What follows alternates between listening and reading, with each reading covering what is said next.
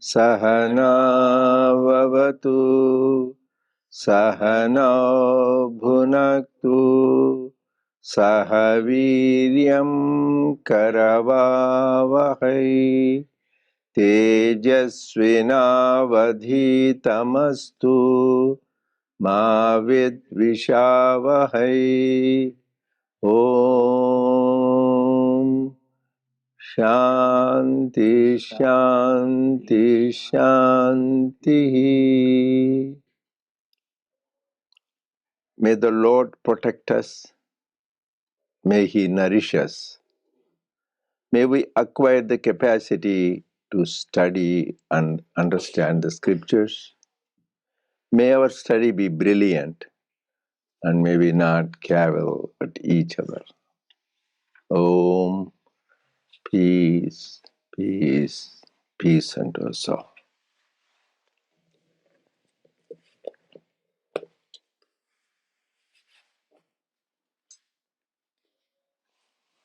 Dear brothers and sisters, loving Sai Ram to all of you. We welcome everyone for the satsang of the Sri Sathya Sai Baba Center of Arcadia. We'll be continuing our study circle on Gita Vahini and start on page 67 and chapter 7 on the hard copy. On the soft copy you received, page 34, chapter 7. So last week we discussed the main focus of discussion was on faith, because one of the most important element for a spiritual seeker is faith, for that matter in life. Interesting, actually March 1st, which will be quote for tomorrow, some places they released it already. In Telegram they released it today 29th, but March 1st is released in WhatsApp already. There the quote is about faith. Swami says there is nothing like blind faith. Faith is faith. So that is why the Swami says faith, nice beautifully says, faith has no reason for faith, no season for faith. Where else he said that? He sang a song. Love has no reason, no season. So faith and love, no reason. You have that implicit and absolute faith. That is very, very important to have. That is why Jesus said, mustard seed of faith can move mountains. If you have just little faith, you can tell a mountain to move, it will move. That kind of power faith has. And even Saint Paul in his letter to Corinthians said, faith, hope, and love, they are the greatest things for the spiritual seeker. And what did Shidi Baba say? Shraddha, Saburi. Patience, the forbearance, and Shraddha is the faith. And our Swami said, to be communicated with God, it is like faith, and love is like address and a stamp. So you want to write a letter to somebody, you need stamp and address. Address without stamp won't go, and stamp without address also won't work. So you need to both. That is the importance of faith and love. And last week also we emphasized the whole spiritual journey in Gita. Lord Krishna says is one shore, because we are all in the stream of life, samsara, with that like a river. So we are traveling. So one side of the shore, because always a river has two shores, right? This side, that side. You are going in a boat. This is the samsara is like a river you cross across in a boat. One side of the shore is samshaya, that means doubt. Other shore is shraddha, faith. And Swami said clearly, Lord Krishna, samshayatma vinashyati. The one with doubts will perish. And there, shraddhavan labhate jnanam. The man with absolute faith will be enlightened. So that much difference. If you have doubts, you will perish. If you have complete absolute faith, you will be enlightened. That is a gift of God. So you don't know. There are some simple people never read Vedas, scriptures. They may have complete faith. We talked about some stories. Suddenly, I remember just now I started my father's favorite story about the faith. It looks funny, but message that you have faith. So there is a physician was there, a doctor. They say in India, hastavash, that means whatever he gives, it works. So whatever medicine he used to say, people had faith that he will do. So one time he did the whole day, and the end of the day, his time is up. He is closing his office and was leaving. Then one guy comes, oh, I have so much pain. Oh, I said, I already closed. No, give something. If you give, I will get. Then he had this button in his shirt. He tore it off quietly and gave, take this thing, put in your mouth, but don't swallow. Go on chewing for half an hour. After chewing half an hour, then spit it. Your pain will be gone. This guy very religiously put that button his shirt in his mouth, went on chewing for half an hour and spit, and his pain was gone. So it shows he had the faith that it will work. So in faith, a lot of places it works. So it's particularly there we are talking about that guy's button, but here we are talking about faith in God, that we know the Swami is avatar, then no more doubts. He is an avatar, he is Supreme Brahman. Don't waver. And faith in his teachings, whatever he says is truth. We should have absolute faith in his teachings, in his work, and also ultimately faith in our own Atma. So this thing, if you want to succeed, reach the goals, self-realization, redemption, this faith is very important. So we talked about the various examples. This was a cute. So there's many of them. Also, the lady, Mama said, and the lady who about the milkman. Yeah, what he was telling, this the Swami also said many times. So there was this guru, he was a priest, so he was a good, very scholar. So this lady, he has to have milk in the morning. This milkmaid, she used to bring, someday she gets delayed, she doesn't come. He says, because, oh, what can I do? She has to cross a small rivulet, small thing, but sometimes there are waves and there's flooding, so I can't cross. What can you do? Don't you know that God's name is so powerful, so just you repeat it, you can come. If you walk on the water, you can come. So then she, next day onward, she was coming on time and giving. He has doubt, what is happening? You told me, really? So this man didn't have faith. He told it. So just I want to see how you do that.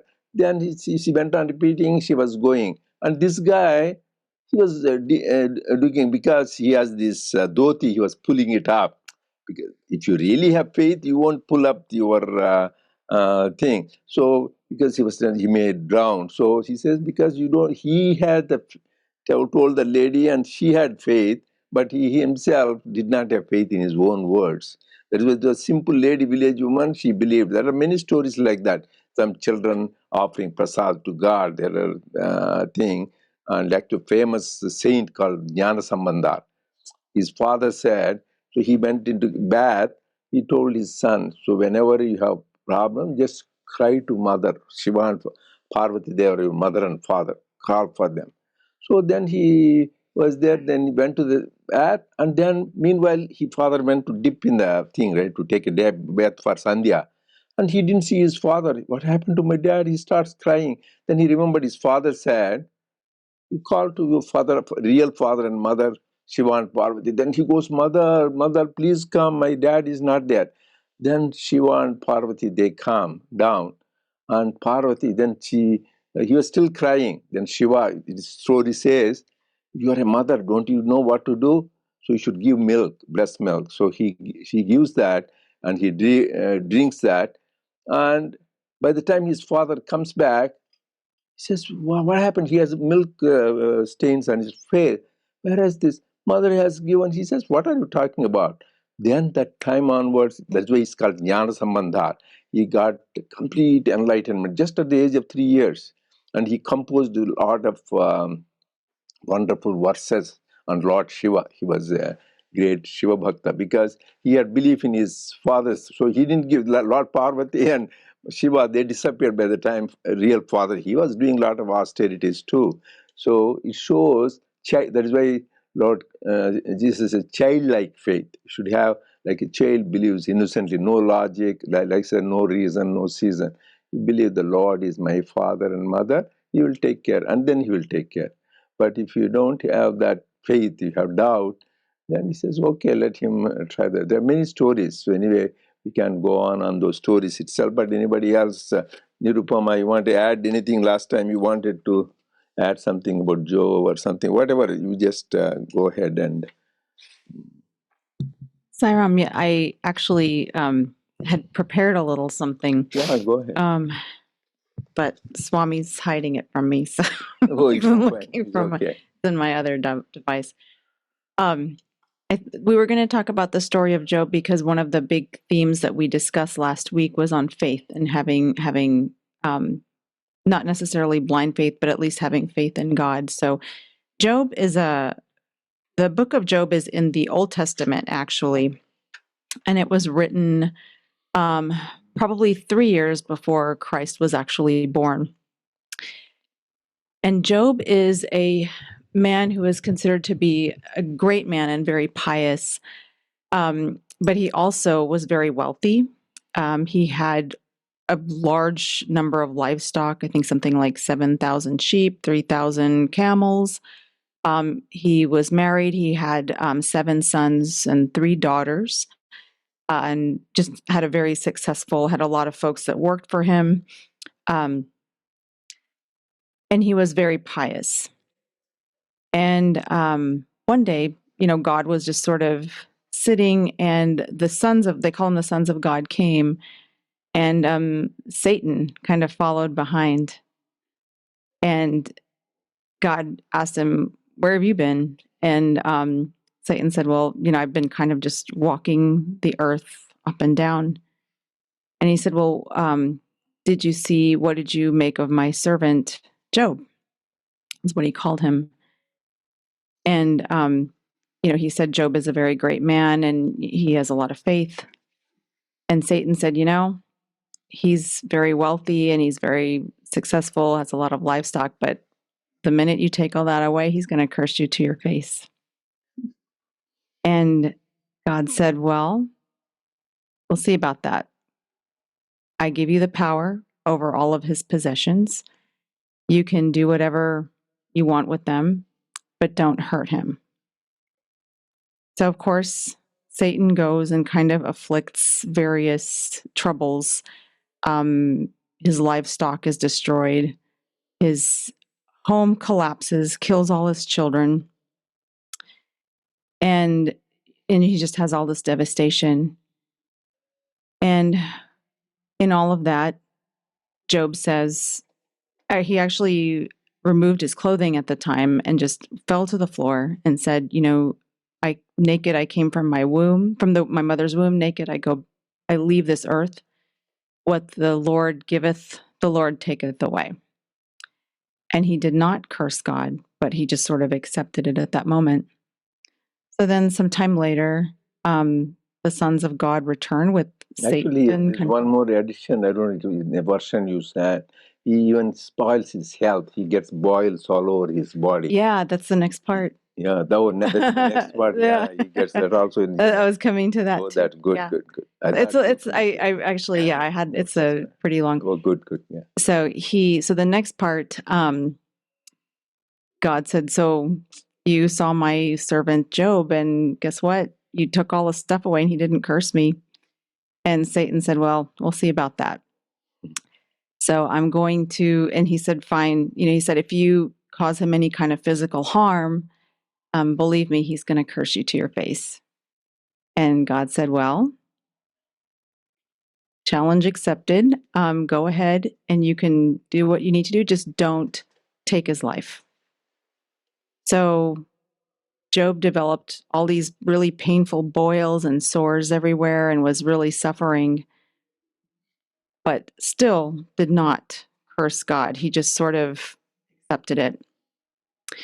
So in all of this, he had 3 friends that came because they were really bothered that Job lost all of these things that he had earned. And even though he was such a pious man, it appeared as though he were being punished. So his friends really thought that he must have done something wrong. He committed some really horrible sin, and they basically said, what could you have done? And there was another person who came in as part of this conversation and basically was saying, only if you do something really terrible is God going to punish you like this.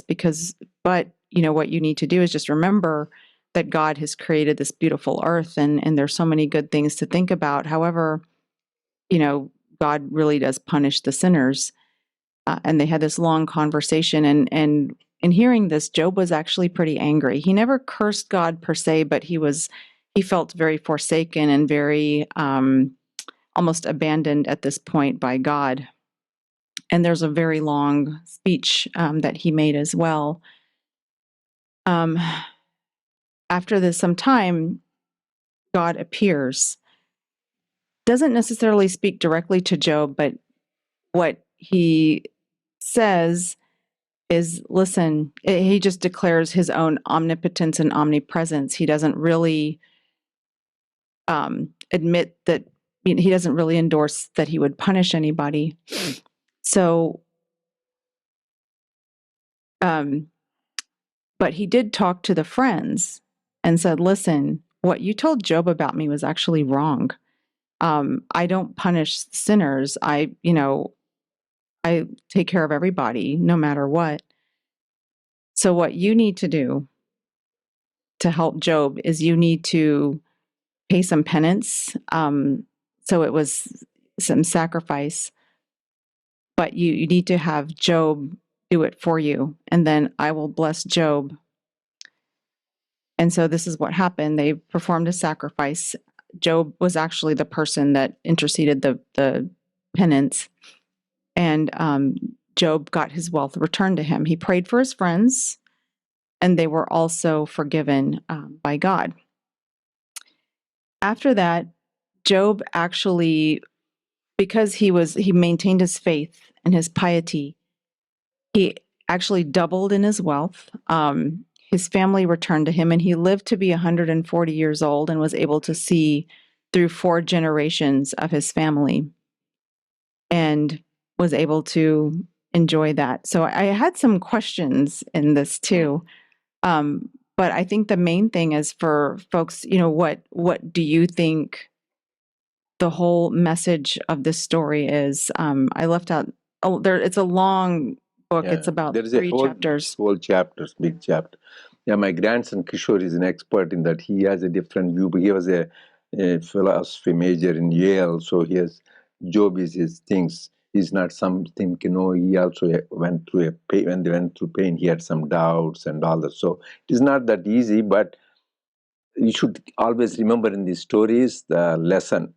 For me, the best thing is God hath given, God has taken away. Blessed be the name of the Lord. So when because people think, he has everything. He has money, he has name, he has fame, he has a good wife, he has good children. Yeah, he's devoted. That's what they criticize. That can happen in even Sai organization too. But Lord want to prove, he's pious when he had it, but even when he did not have it, still he holds on. That is why whether thick or thin. That is why there is another, even Islam, there is a saying, Allah liya, Allah diya. Allah will give you, Allah diya, Allah liya. He will take. Same thing, Lord hath given, Lord hath taken away. Blessed be the name of the Lord. So not to be worried about what thing. But meanwhile, so many people were criticizing him. If really lover of God, why will they do? He must have done some sins. Like the whole world, the way he will criticize you, he must have done something. Why will he have to go through these troubles? But you don't know God's tests. That is, you go read any of those things. Like Lord Shiva is the topmost in testing people. So if you read the 9-hour story, there are 63 9 So each one is amazing. You said, my God, if I had to go through, will I be able to go through this test? But that is the ultimate. If you pass those tests, you'll get, it happens to everybody. Actually, I'm reminded of another story. Sister Teresa of Avila. Did any of you hear that? She's a great Spanish saint. She's a Carmelite monk. She spread the Jesus message. So once she was going in Europe, so those days, 1600s, there is no car or anything. She was going in a cart, bullock cart kind of thing, or a carriage, horse carriage. She was going through, and that just one wheel broke, and she fell, and she broke her arm. She was going on the mission, Lord's mission, to talk about Jesus' message. She says, Lord, what is this? I'm going on your work, and you do through this to your friend? Then she hears the voice of Jesus. I do this to only my friends. Then she says, that's why you have so few friends. Because people, when you give the trouble like that, people say, okay, there are so many people, Swami also, I see, after they cannot, some people can take it, some cannot, enough of it, better I forget about this God business and leaves. I think so many people left Swami, and same thing for Ramakrishna. Because when you go through that, to go through the forbearance and fortitude, patience is not easy. If you go through that, then you are closer to the goal. That is the whole secret. So it is a lesson. So because we are spiritual doesn't mean it is immunity from difficulties. We'll go through that. But we will have peace in difficulties, because in spite of that, oh, there is somebody, my father and my divine mother and father, he's taking care of us. Why to worry about? It doesn't matter what I go through this body. That kind of strength will have, that kind of inner peace and joy will get. That is the story for Job. So if you really analyze these Puranic stories, you need to go to the essence. What is the message? What is the lesson we learned? And how can we apply it to our life? I think that's what I think. What do you think, Nirupma? I completely agree. And I think I had seen some parallels too, because the way God spoke of Job is very similar to how Lord Krishna speaks of Arjuna too. Just, he's my servant. He speaks very highly of him. But if you listen to this story, he had these horrible things happen, all of these calamities. But then because he maintained his faith, and even though he had the moment, it's a very human moment where you question and you wonder, okay, but I'm a good person. Why is this happening to me? And it really is sort of why do bad things happen to good people? But it's not really our place to judge that. It's just really your path and where you're meant to go. And as long as you follow, Uncle, you remember that poem, Footprints in the Sand? Right. I don't know how many people are familiar with this poem. But it's one of those where, a man's life flashes before him and he sees two sets of footprints in the sand. And then in the most difficult, challenging times, he only sees one set. And so he, at the end of his life, asks the Lord, why did you leave me during those really awful times? There was only one set of footprints, but you were with me in the other times. And God says to him, my child, it was during those times that I carried you. And it really is really powerful. And I think when you think about Job, on some level, it was his faith that really carried him, even though he was suffering all of the physical ailments and the loss of his family. Yeah, that's what the whole thing is. Swami himself said beautifully, whenever people things go well, oh, Sai, Sai, Sai, all your grace. If they don't go to everything what they want, he said Rai, Rai, Rai. Rai means in Telugu stone. He's a stone-hearted man. He doesn't even listen. That's where people are. So if things go what they want, everything, oh, Swami's grace, Swami's grace. So really is the beautiful bhajan we sing, everything is sign of his Lord. What is this? Everything. What is the saying? Sign of his grace. No, there is a whole bhajan. Everything is a sign of grace. There is beautiful bhajan. You don't know, nobody knows. We are all saying that. Know that the Lord is sweetness itself. Everything is sweetness. He is so sweet. Everything is sign of His grace. He is that feeling that He is. There are people, not only Job, in the present life. I saw two families with that kind. One man is from Vizag in Andhra. He was very hard work. Always, that's all that guy, families, and friends, everybody, you are crazy man. Morning to evening, he else does the job or Swami's work. So, and he had one son. So suddenly that son died. There's only one son and that guy gone. So then they went there, and then the Swami was kind because he's such a good devotee. He called them for an interview, and then he and his friends, that several people from that, they were there. And Swami was, these people said, Swami, this happened. Swami also was touched. He was also sad for him. He's just, and tried to console him. Swami said, no, no, Swami, you have given, that is your child, you took, that is your thing. So for me, so people were amazed how he's just like God has given blessings. He told directly to Swami, you have given, you have taken away everything. And there was another devotee in the Central Trust, in the book trust used to work.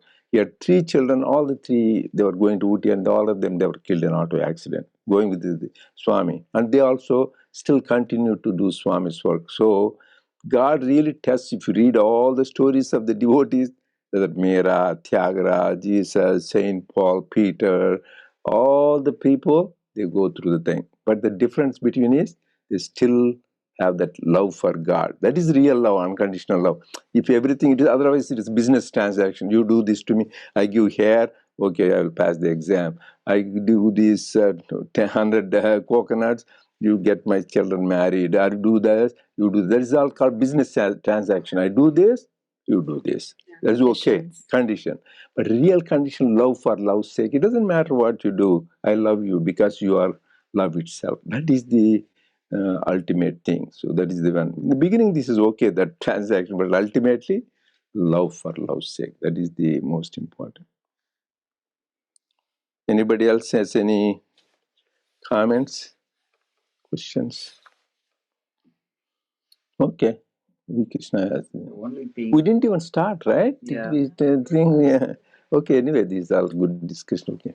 No, the thing I would like to share is even avatars, when it take birth for the sake of the world, even they go through a lot and lot of pain. And basically, if you really look at the history of avatars, take Sri Rama, nobody can go through what he has went through.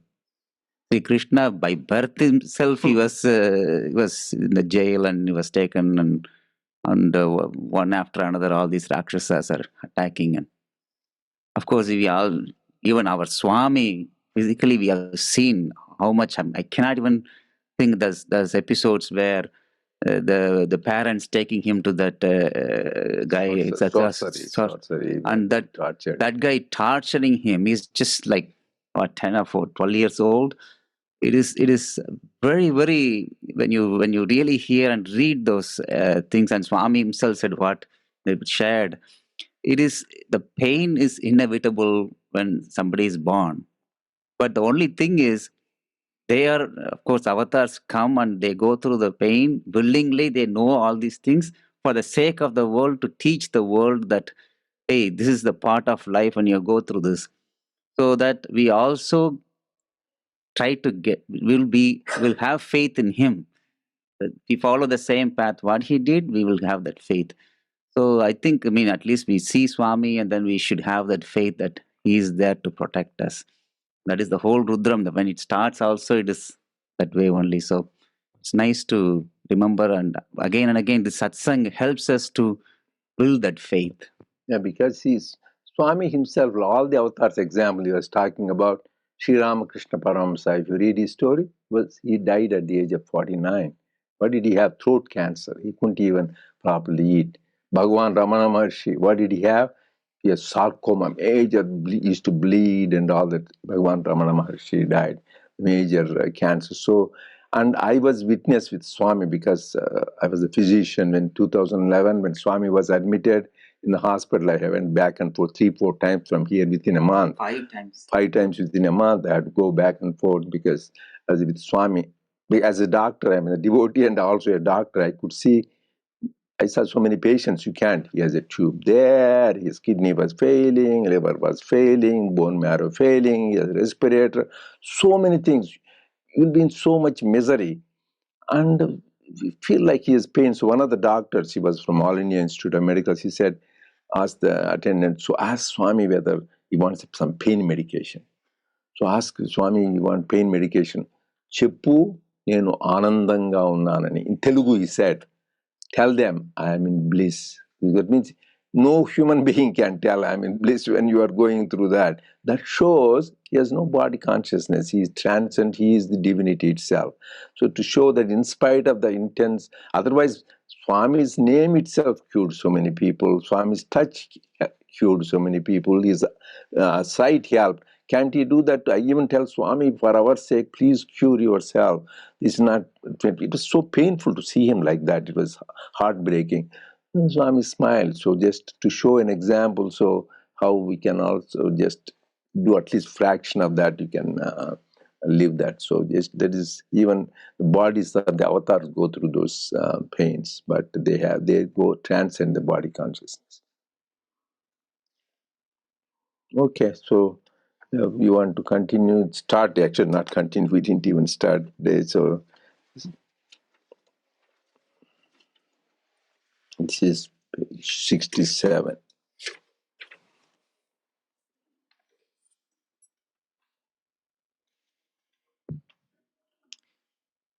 So I'll start from just right above where we ended. Yeah.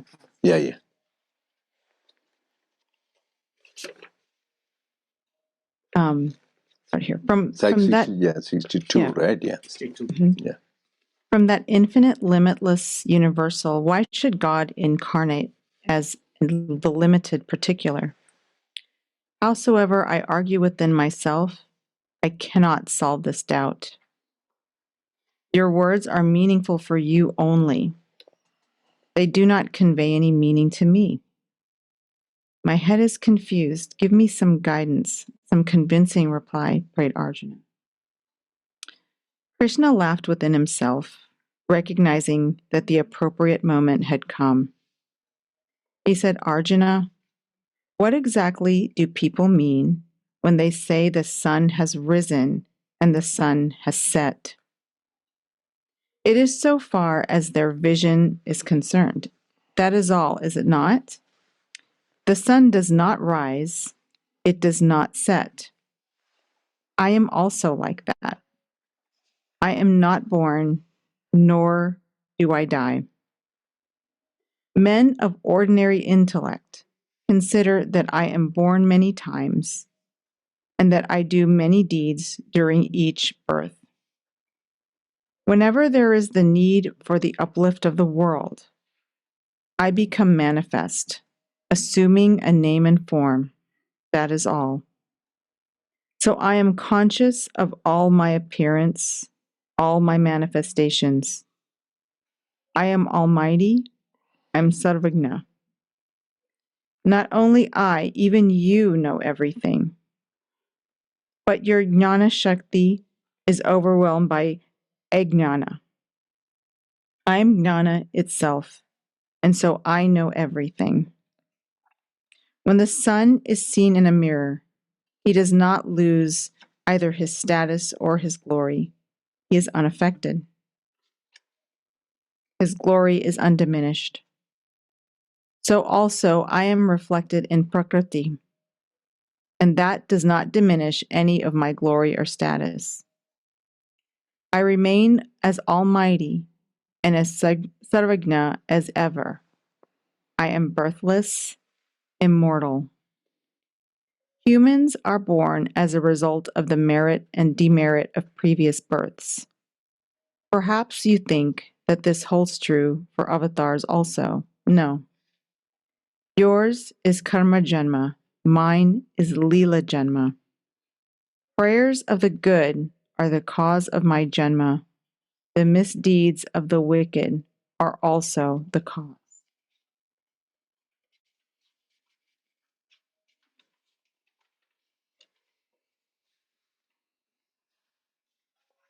I've always liked this analogy about the sun because we have this illusion that it sets and rises when it really just exists all the time. And Lord Krishna really kind of brought that analogy forward. And this idea of the divine really being immortal and just manifesting, not really being born, not really losing life, but being life itself and manifesting in different forms to bring peace and to uplift humanity whenever there is any kind of darkness, kind of like what we're experiencing with Kali Yuga.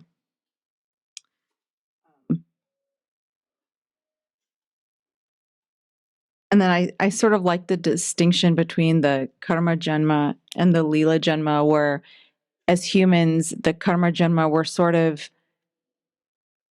engaging in action that we're guided to do. And it could be something that we're conditioned from a past birth, but it also should be something that we are guided to do by the divine that's not just within us, but within everything. Whereas you have, like Uncle was saying with Swami, there's no body consciousness. So that Leela Janma, really, the Leela is the existence of that form, and that all these other forms get to exist with it. So, that is very, this is the whole thing is connected, what we are doing the last couple of weeks. So first he was telling, I told this whole Gita to sun god, and sun told it to the sage Manu, and Manu told to Ichwaku, and over time it is lost. Those are all few thousand years prior. So sun has no beginning end. So how could he tell to sun, and sun to telling to Manu, Manu telling to Ichwaku, because Ichwaku is much before Rama, so that means thousands. So this naturally Krishna, this Arjuna had doubt. How could you tell? You are just few years older than me. How could you tell to Sun and Manu? So that is how the whole thing. That means he was identifying, you are my brother-in-law, you are my friend. How could you do that? I just see you play, we were all playing together, be friendly. Because he forgot that he is that divinity who is eternal, is the eternal companion, who was there before, who is here now, who will be there. All avatars, whether it refers to Rama, Krishna, Shirdi Sai, Sathya Sai, everybody it refers to that. You cannot confine them through that name and form. That is first you need to. That is why he is clarifying. Then first we have to all make sure one thing unequivocally the truth is God is beyond name, beyond form, beyond attributes, beyond time, space, and causation. He is nirguna, nirakara, niranjana, nirlepa. Those are the things which, but we with human body and consciousness, we cannot relate. Something to imagine something just no form, attribute is hard. That is why in his infinite compassion, Lord comes in a human form. That we should not, in a form. That is how we can relate. So you cannot have a divine romance with a formless thing. So with Swami, with him, you can have the divine Leela. You can play with him, you'll shower his love, grace. That is the purpose. God is themselves is sacrificing. When you talk of avatar means he is descending. He is supreme, he is coming down. Like father bends down to lift the child. Similarly, he comes down so that we can ascend. We will also realize our divinity. That is what we need to understand. Avatar is so much compassion, he comes that name and form, but we should not confine him to that. He is go through that. So whichever form you say, you should remember that. That is why Swami said, all names and forms are mine. And you, all of you, I would really request you should memorize May 17th, 1968, Swami gave discourse in Mumbai, First World Conference, which is there in our website, one of the landmark discourses. Here he reveals his divinity. I will summarize 4 points, but all of you, I want you to read it very carefully. Number one, Swami says, this is a form in which all the divine names and forms attributed by man to God are manifest. Don't have any doubt. That means whether we said Rama, Krishna, Jesus, Buddha, Zoroastra, Rahim, Allah, whatever it is contained in that particular thing. That is which is Brahman. So he's showing is not just that Sai, but he is all names and forms. He himself declared clearly. And second, he said, I have come the prayers of so many sages and saints who have done that in the earlier age, in Krita age, they had put head down, feet up, do tapas for thousands of years to have darshan. Here, you are able to have it so easily. So don't take it very lightly.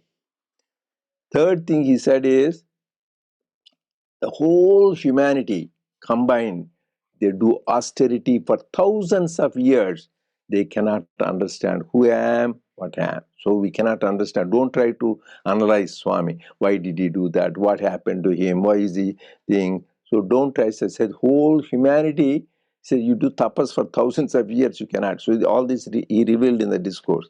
And finally, the most important, you want to attain me, attain the summum bonum of life. But all you need to do is one.